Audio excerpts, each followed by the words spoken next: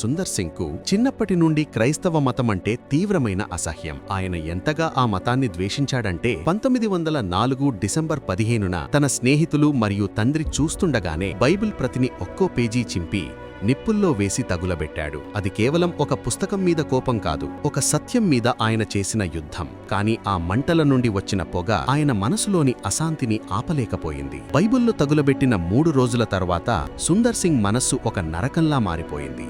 లోకంలో ఉన్న సంపద, మతం, ఆచారాలు ఆయనకు శాంతినివ్వలేకపోయాయి.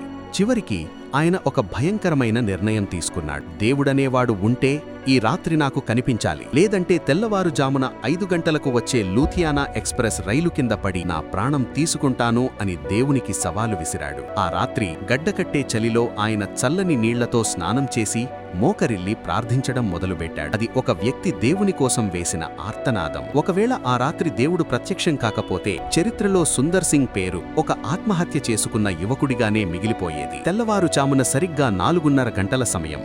గదిలో అకస్మాత్తుగా ఒక అద్భుతమైన వెలుగు నిండిపోయింది. ఆ వెలుగులో అపస్తలుడైన పౌలుకు కనిపించినట్లే యేసుక్రీస్తు సుందర్ సింగుకు ప్రత్యక్షమయ్యారు. యేసు ఆయనతో హిందుస్థానీ భాషలో మాట్లాడుతూ, సుందర్, నువ్వు నన్ను ఎందుకు హింసిస్తున్నావు? నీకోసం నేను సిలువపై ప్రాణమిచ్చానని మర్చిపోయావా? నీవు సరైన మార్గం కోసం ప్రార్థించావు కదా, ఇదిగో మార్గం నేనే అని చెప్పారు. సుందర్ సింగ్ తాను శత్రువుగా భావించిన యేసులోనే తన రక్షకుడిని చూశారు. ఆ దర్శనం జరిగిన వెంటనే సుందర్ సింగ్ తన తండ్రి దగ్గరకు వెళ్లి, నేను క్రైస్తవుడినయ్యాను అని ప్రకటించాడు. ఒక కోటీశ్వరుడి కొడుకుగా అన్ని సుఖాలను వదులుకొని కాషాయ వస్త్రం ధరించి సన్యాసిగా మారడం వెనుక ఒక గొప్ప యథార్థము. సుందర్ సింగ్ క్రీస్తును నమ్మినందుకు ఆయన కుటుంబమే ఆయనకు విషమిచ్చి ఇంటి నుండి బయటకు గింటేసింది. ప్రాణాపాయ స్థితిలో ఉన్న ఆయనను దేవుడే అద్భుత రీతిలో రక్షించాడు. ఈ విషయం ఆయన తండ్రి షేర్ సింగ్ ను ఎంతగా కదిలించిందంటే చివరికి ఆయనే తన కొడుకు సేవ కోసం డబ్బు పంపడం మొదలుపెట్టారు. అప్పట్లో మత ప్రచారకులకు ప్రవేశం లేని టిబెట్ ప్రాంతంలోకి ప్రాణాలకు తెగించి వెళ్లి అక్కడ ఆయన చేసిన అద్భుతాలు నేటికీ చారిత్రక రికార్డుల్లో ఉన్నాయి.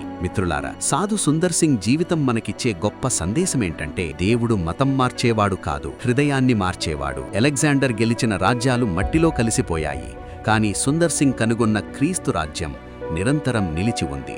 నేనే మార్గమును, సత్యమును, జీవమును అని యేసు చెప్పిన మాట సుందర్ సింగ్ జీవితంలో అక్షరాలా నిజమైంది.